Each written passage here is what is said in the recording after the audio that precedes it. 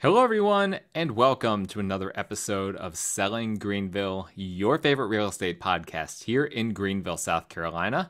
I am your host, as always, Stan McCune, realtor right here in Greenville, South Carolina, and you can find all of my contact information in the show notes if you need to reach out to me for any of your real estate needs. And if you want to support this podcast, please subscribe to it. We're on YouTube if you want to watch me. I've got a different look today. I have no products in my hair. I worked out and showered before, and so I look like I just came off the beach or something. So if you're interested in that look, you can find me on YouTube. Just search for my name, and I have my own channel. Selling Greenville channel is taken, so you just have to search for Stan McCune. But you can subscribe, you can comment, you can like, and on Apple Podcasts and on Spotify and perhaps some others, you can also leave a rating, leave a review. Can't talk. Can do all those things, and I'd appreciate if you guys could, in fact, do that. Today, I'm going to do a little bit of a different episode. I want to talk about my job, and I shouldn't say it's not super different. I have talked about my job a few different times, but specifically, I want to talk about how my job has changed over the years as a realtor. And there's been quite a bit of changes, and I feel like it's always helpful. And if you're a listener of this podcast, you already know that I like to reflect on the past. I feel like we can learn a lot from the past, and that can really guide us into the future. And so I'm a big fan of doing that and looking back at what things were like in the past. And then that, really, I feel like, for me specifically, and for a lot of other people, kind of helps us to ride the crest of the wave, right? Because if you're prepared based on what's happened in the past for what's going to happen in the future, then you can never be fully prepared for the future, but you can be more informed with likely outcomes, likely scenarios based on that. And so I do a lot of reflecting on the past in this podcast. We look at historical data all the time. We talk about what the Federal Reserve has done in the past. I'm going to do another episode on that sooner than later. Not specifically on the Federal Reserve, but looking at interest rates, because that's a big topic right now. But my job has really, I've been a full-time realtor now I've been a realtor for 7.5 years. I haven't been full-time that entire time. The first year, I was part-time, but I've been a realtor for 7.5 years. And during that time, it's really remarkable just how much the nature of my job has changed. And if you look at the history of real estate, historically, being a realtor has really changed. Like when I talk to realtors that have been in real estate for 30 or 40 years, it just blows my mind, some of the things that they tell me. Like one realtor from my office told me that the first contract he ever had was a verbal contract. Nobody did any inspections or anything, and after a few weeks, they closed. Well, that's an interesting story because even 30, 40 years ago, contracts were still supposed to be on paper. That actually dates back to England in like the 1500s or something like that. One of my history buff listeners can inform us on that. But real estate contracts specifically have been on paper for hundreds of years. But nonetheless, in Greenville, South Carolina, people were still kind of flying by the seats of their pants, apparently, 30, 40 years ago. But even just over the past 7.5 years, we've seen a lot of changes. As a lot of industries have, things just move more quickly now. But for me, it's very interesting and very informative to think back on how my job has changed and how just real estate in general has changed. Now, before I get into this, I want to make something very clear, okay? Anytime I describe what I do, I'm pretty sure it's almost always going to sound easier than what it is. And a lot of people already think that being a realtor is an easy job. Now, I'm not going to pretend like it's the hardest job in the world. This isn't rocket science, right? But there's a reason why 90% of realtors don't make it to their 5th year of being a full-time realtor. There is a huge, tremendous dropout rate, and it's not easy to make it in this world, in the world of real estate. It's not a difficult job to perform per se, but it's very difficult to perform it well enough that you can actually make a living off of it. We'll say it that way. At the company party for Sedan Joyner Realtors, which is the company I'm with right now, I connected with a guy at one point who was married to a realtor within the company, and he had partaken of some liquid courage, we'll say, and was very candid about how his wife was making basically no money as a realtor, and she'd been doing it for about a year. And he asked me when it gets better, and I was like, to summarize, I was like, years 1 to 3 are really, really hard. If you can just grind it out, get some closings during the first 3 years, then by year 4, hopefully you've built a solid group of clients that are referring people to you, that are now buying or selling their second home under you, and then you'll start to see things kind of snowball a bit, and then you'll start to see some real action. But not everyone can just wait for 3 to 4 years for that to happen. And so I want to make sure that in this episode, I'm going to oversimplify my job to a point where it might sound like there isn't much involved with what I'm doing, but just know that even a basic task in real estate is often a lot more complicated than people realize. I did an open house this past weekend. I'm recording this on June 12th. I did the open house yesterday, Sunday, and open houses are easy, right? You just show up Sunday from 2 to 4 p.m., talk to people as they go in there. Wrong. Actually, you start advertising the open house in the days leading up to it. You have to come up with the materials to put out at the open house, print them and put them in folders, binders, whatever, look professional. You have to put out signs for the open house on busy streets. You have to do that Friday night. You're not allowed to do that before 5 p.m. on Friday. And so that's what I did. I was out late on Friday night because 5 p.m. wasn't good. I had showings at 5 p.m. So I was out at like 8 p.m. setting up open house signs. Then Sunday rolls around. You have to fill up balloons, put them on the signs. That is my least favorite part of the entire process, is the balloons. The balloons are so finicky. It's really easy to lose them. It's really easy to pop them. I do not like the balloon thing, but they're super helpful. And I know from firsthand experience, when I'm driving by an open house sign that has balloons on it, my eye is immediately caught by it, right? Because your peripheral vision sees the balloons moving around. And so they're really, really necessary.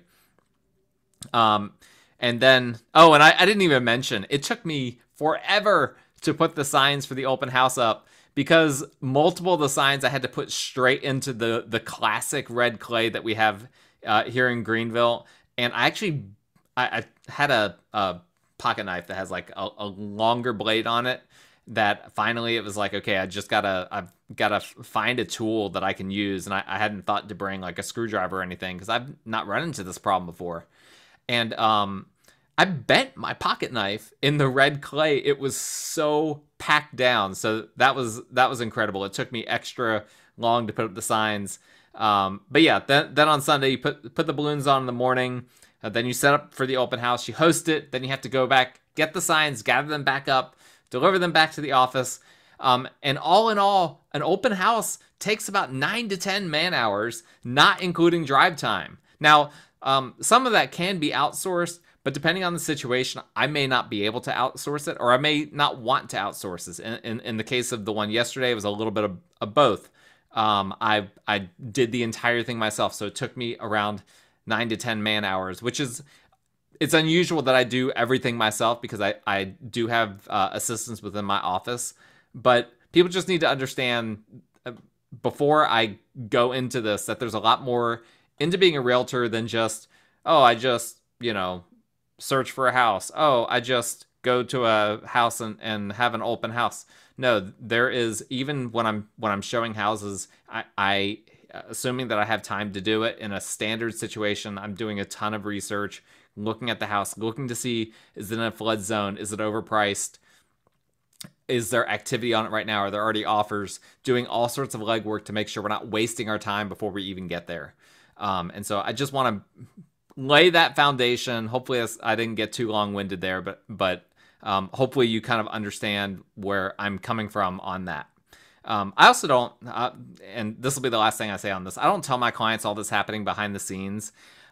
There's a lot that I shield my clients from, and that's a big part of how I run my business. So if I'm communicating with attorneys, lenders, the other agents, whatever, there's a lot of times if my clients don't need to know something, I don't tell them. I try to take as much off their plate as possible. Most of the time, my clients are moving, and if they're not, they're most likely investors, and real estate investors are always busy. So I don't want to add anything to them that's unnecessary. And so as much of the burden as I can handle myself, I like to do that. Okay, so with all that in mind, and again, sorry for doing all that. I just wanted to make it clear that I am going to be oversimplifying things a bit, and there's a lot more value that I or any realtor brings to a transaction than only the few points that I'm bringing up here. So I became a realtor back in, I guess it was 2016. And obviously the market was way different. We've talked about this quite a bit on this show. The market was way different in 2016 than it is now. It was calmer. It was still a seller's market, but it was calmer. There was more inventory. There was more demand. Obviously demand has plummeted since these interest rates have gone up. But Greenville wasn't attracting as many outsiders just yet. That's really taken off a lot more lately with people coming here from out of state, and just a variety of things like that. So when I first started working with buyer clients, really my job was about finding just good deals for my clients. There were a decent, and let's say the date range from like 2016 to 18. There were good deals that were out there, and really most of my clients, and again, some of this was just the type of clientele that I had too. Probably my experience in terms of what I've done, how it's changed, probably wouldn't be the same for every single realtor out there. But a lot of my clients, they were my buyer clients back then, 2016 and 2018, they were looking for good deals, and there were deals to be found, a lot more than there are now. And so it was really just a matter, my primary job that I felt like, particularly for my investor clients, was to source those good deals, and was to find those good deals for my clients, to analyze them, to help them to assess what the deals were, and all of that. And that was really a big part of the value that I was bringing at that point in time. Now, I do want to clarify, I've got a hair on my face that's driving me crazy. Apologies to all you watching on YouTube. I don't even know if that hair will show up or not. I can feel it, but I can't see it. Obviously, I still am doing that today.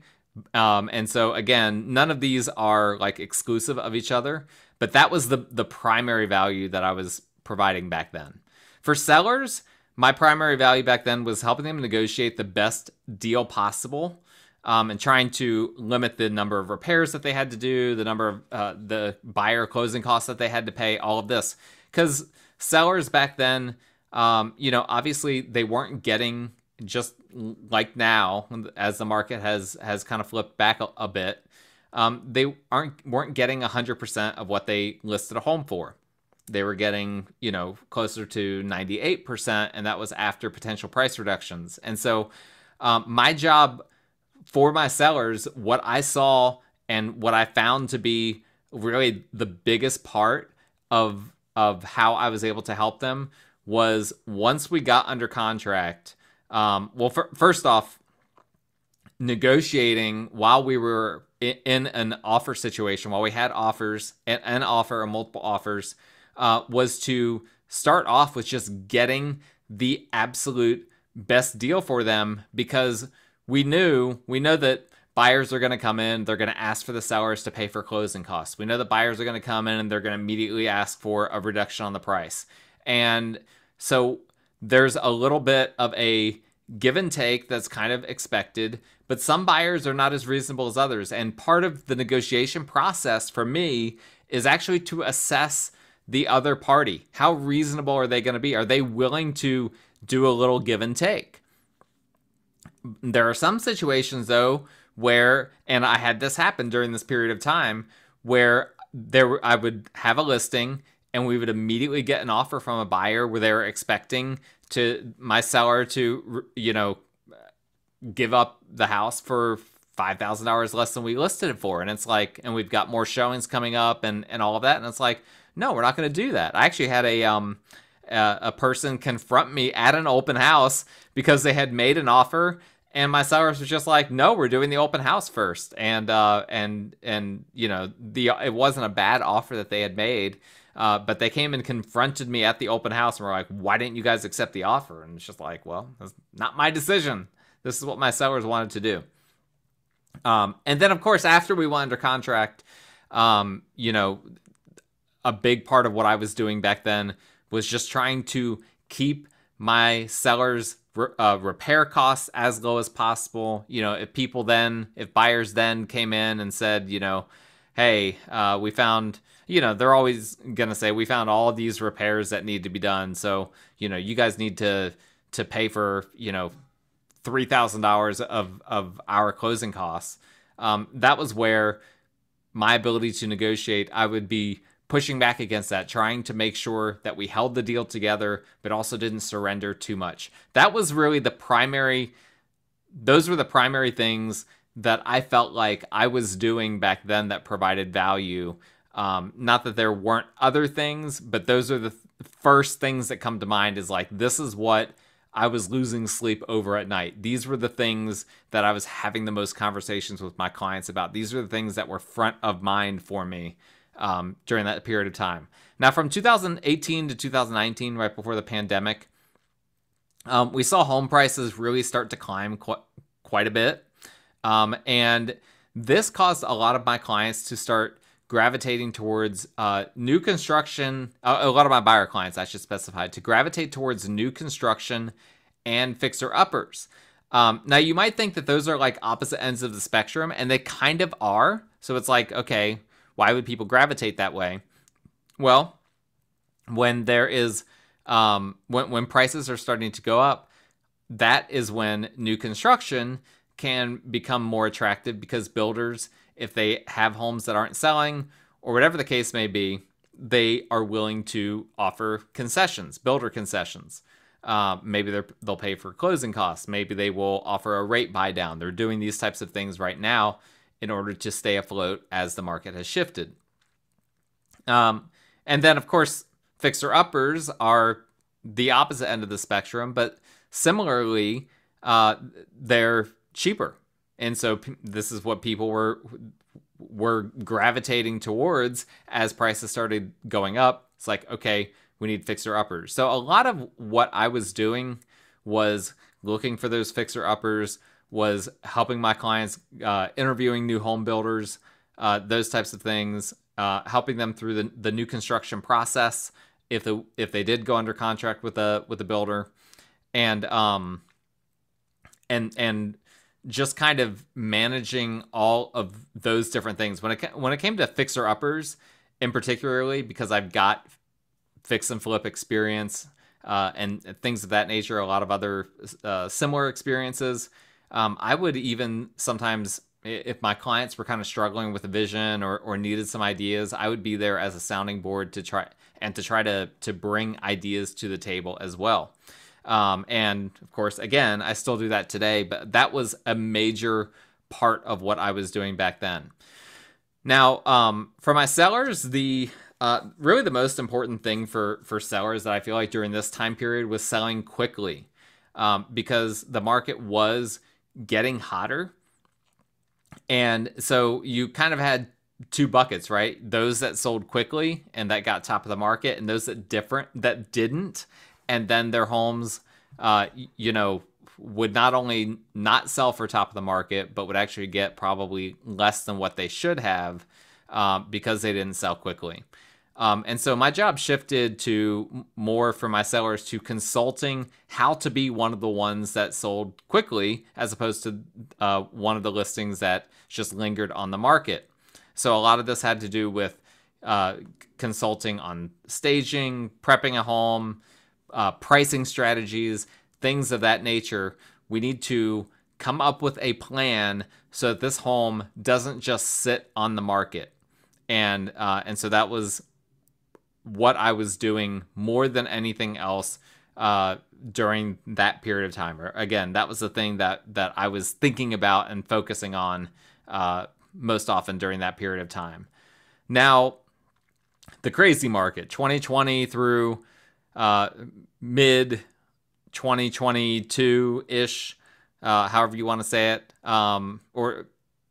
mid 2022. All these years are going by kind of crazy, but particularly 2021, and we'll just call it 2021 and kind of the half years surrounding it. Okay, this was the craziest part of my career by far. Absolutely by far. Nothing compares to this for me and for any other realtor I've ever talked to. This is where we started having ASAP showings, is what I called them. An ASAP showing was a home came on the market that fit exactly what one of my buyer clients wanted. And it was like, I had to drop everything I was doing to go show it to them because it might be gone in like an hour. That was incredibly stressful for everyone, for my clients, for me. But that was super important. I had to make sure that I had a level of built-in flexibility in my schedule to make sure that I could just, okay, I can drop what I'm doing and return to it in a couple of hours. It's not going to inconvenience anyone. So yes, I will hop over and show you this house real quick. There was a few times where I couldn't, and maybe someone from my office was able to, in those instances. And so that was a big part of the value, was just my availability. Massive part of my value during that period of time.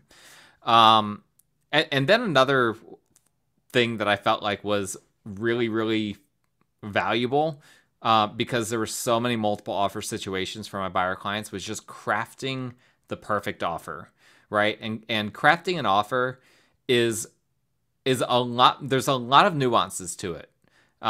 There, is the obvious thing, which is just the price, but there are multiple different ways to approach how you price an offer. There's a lot of terms that can kind of get buried away that people will forget about. There are ways of crafting those terms in a way that are really attractive to a seller. There are ways of just tightening up the terms to make things more attractive. Usually a listing agent will put little clues in their offers as to, in their listings as to what they would like to be, what things they would like to have in their offers. And so I would try to find those clues and try to incorporate those things, and also just have conversations with the listing agents as well. So that was a big part of the value that I was providing for my buyer clients during that period of time, was just my availability for showings, and then trying to craft the perfect offer so that we would finally win out in one of these multiple offer situations.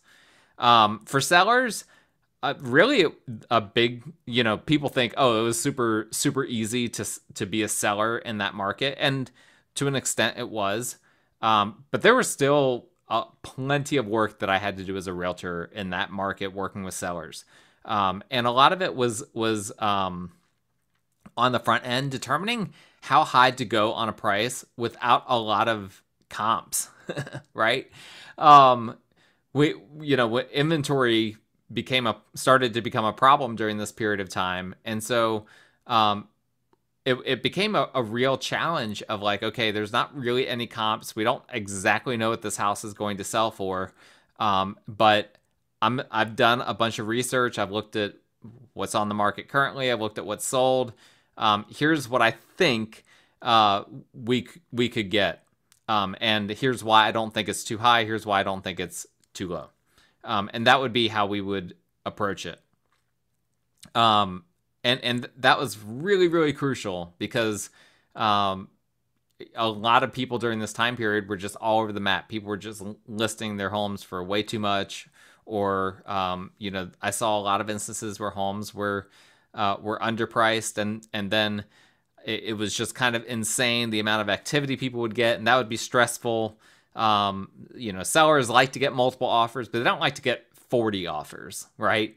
It sounds awesome until you realize that you have to have every single offer presented to you by your realtor. That's a legal obligation. I could lose my license if I didn't do that. And not to mention having to be out of your home for that entire time. It's just a lot more stress than you might realize when you get, dozens of offers. And then another big part of what I was doing was upfront negotiation, particularly in multiple offer situations. I remember specifically there was one time that I was literally at the pool with my kids, and I got a call from a buyer's agent wanting to negotiate with me with one of my sellers. And so, here we go. It's not something, all of these things, again, during that pandemic environment, everything was very tense. So it wasn't the kind of thing where it's just like, hey, I'm at the pool. We're going to be here until 10 o'clock. Let me call you back at 10:30. It was like, no, it had to happen right there and right then. And so those were the types of things that I found myself doing quite often, was these late night negotiations, trying to, make sure that I was there for my clients. Now let's get into today's market, right? From mid 2022, basically a year ago until now. You could probably go back a little bit further than a year ago, but roughly the past year. For my buyer clients, I think a lot of what we're doing right now is thinking long-term and strategizing, right? I mean, we don't have as many ASAP showings as we've talked about. Home prices are obviously very high, but there's a lot of debate going on with what's going to happen with those home prices. Are they going to flatline? Are they going to keep going up? Are they going to go down? And so I try to educate myself on the economy and what's happening in the real estate market. And so I try to bring that knowledge to bear for my clients so that we think through the long term. What is our long-term strategy here? Where are interest rates going? Will more homes be coming on the market? Will we be able to even find what you're looking for? Are you looking for something that's realistic? Are you looking for something that's going to come on the market the next 6 to 12 months? These are the things that right now, in addition to all of the other things, these are the things that right now I'm spending a lot of time with my buyer clients, trying to consult with them, trying to be, almost like an advisor to them to try to think about their real estate strategy. For my sellers, really, my focus right now is on marketing, because as the market has shifted, homes are obviously sitting longer than they have in a while. We've seen the days on market till sale skyrocket in the past year, but particularly the past few months, and so we need to, obviously I have to amp up my marketing. I mentioned about doing an open house. I haven't done a whole lot of open houses the past few years. And the reason is that oftentimes homes would just sell before you even had the opportunity to do it. Now, not everyone even wants an open house. That's a whole separate thing. And there's debate with whether open houses actually sell homes, but it at least brings a certain level of buzz to a home, makes people aware of a home. It reminds them that it's on the market. And so I do think that it has value, even though it's pretty rare that at an open house that a house actually sells. But the last open house, besides this last one that I did, it did not have a ton of activity, but then within a week, we were under contract with someone. So you just never know what will happen. So I'm focusing on my marketing. And then as far as when homes do sit and they don't go under contract for several weeks, there's this balance of determining if patience is required, if we just need to wait for the right buyer to come online and for the market to settle out in a way. And what I mean by that is sometimes the dynamic with a home that's listed to sell, literally the dynamic can be as simple as just waiting for certain homes to go under contract and then the right buyer to come on. It's really just a timing thing, and you just don't know exactly how to time things perfectly. And so that's where there's kind of a constant assessment going on with, okay, it's been a few weeks since this home's been on the market. What do we need to do? Do we need to lower the price? Do we need to change up our marketing strategy? What exactly needs to happen in order for us to get more activity and to get this under contract? And a lot of research goes into that. Research on the market as a whole, but also just research on what's happening locally, what's happening in that neighborhood, et cetera, et cetera. And so my job will continue to shift. This is just the way it is. It's a very interesting job. Again, that's another misconception, is that real estate isn't interesting. I think it's super duper fascinating. And you guys know I love doing this. I enjoy nerding out on all these different things. I enjoy the fact that from year to year, my job is different, and I have to keep myself on my toes. I don't even know if that's a phrase, but I just made it a phrase. I have to keep myself on my toes to keep up with the way real estate is constantly changing. But that's exciting. I enjoy it. It's a lot of fun, and I hope you enjoyed hearing a little bit about how some of my focuses and some of the things that have brought value to my clients have changed over the years. It will, like I said, it'll continue to change. But I would love for you to be my client if we haven't worked together. So my contact information is in the show notes if you need to reach out to me. Please rate, review, subscribe. Make sure you don't miss any future episodes, and we will talk again next time.